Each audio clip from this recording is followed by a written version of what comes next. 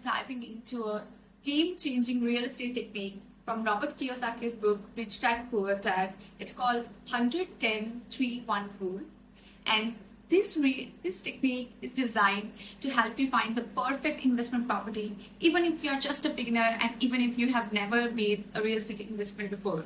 So let's dive into it. So do you ever wonder how rich gets richer, especially when it comes to real estate? Well, it's all about strategy, and today we are going to learn it. So the first step is to look at 100 properties. Yes, you heard me right. You will have to look at the 100 properties, and you can't just be settling for 40 or 50, because by looking at 100 properties, you will be thoroughly researching the market. And no, you don't have to look at in different areas. You have to look at in a particular single area or a city or a site where you are thinking of investing.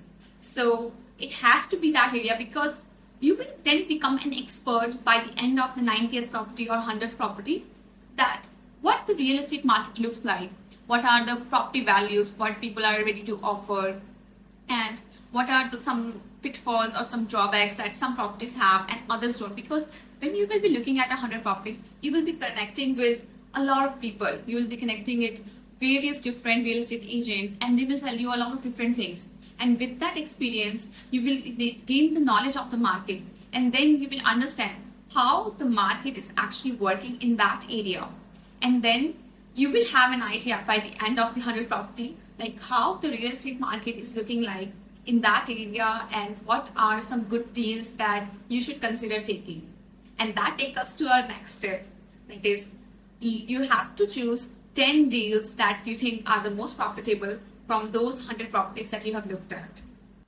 So the next step is to narrow it down to the 10 properties that fit your strategy, fit your budget, that you think are the most profitable one out there. Because now you have looked at 100 properties, you know what is out there, but now you have to assess what is that you want. Do you want to rent it out? Do you want to do a rental flipping, or do you want to live yourself in that property, or maybe you have some other project in your mind? So out of those 100 properties, you will select those 10 which match your visions, which match your strategy, which match your budget, and that you think that are the most profitable one out there. So you have to make sure that they are the best one that you have seen so far in those 100, and that you think that they can make a profit to you by comparing real time. Don't get emotionally invested. Don't take any emotional value in those. Just see them as numbers. Just see it as an investment, and try to take the emotion out of the equation.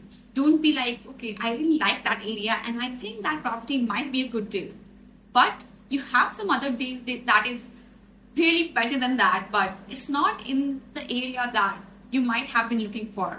It might be an up and coming area, or it might be something else, but you have to think rationally and you have to invest wisely. So now the next step is to find 3 properties out of those 10 shortlisted properties that you think you're going to make offer to.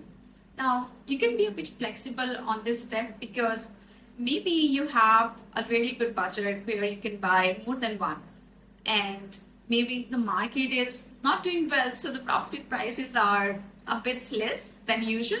So you're up for a sale and you have the money, so you can think accordingly. But in the beginning, I would say just stick to 3 and find those properties which you think are worth investing and which you think, okay, these align with my values. So we have already made sure that the properties align with our strategy, that are the 10 properties that we have selected. Now out of those, you will have to find the most profitable 3 properties. Now before you make offer to any of these properties, make sure you do your due diligence. Make sure you get the property checkups done. Make sure you consider the cost of repair and maintenance while making a decision, so that you don't later get a lot of cost for those expenses which you could have avoided if you have purchased some other property, and ultimately the profit is not that much big that you might have been thinking. So be careful. Make sure you have all your due diligence in place, and then make those offers. So now for the last step, just buy that one property. Now out of those 3 properties, one of the offers would ideally be have been accepted, and then you can go on to make an investment. Now, this is the one property that you have selected out of those hundreds, and this property made through all the filters, all the checkings, and this property will make you the profits that you are looking for. So that was all for the rule, and you have just learned how to be a real estate investor. Now, it is all about patience. It is all about being thorough. It is all about being persistent throughout all the hard work, throughout all the challenges that you have been presented with. And with the right strategy, you can turn any property into a gold mine. And with this strategy, the one property that you would have been selected would turn a gold mine for you. So just be patient, just be thorough, and just be persistent.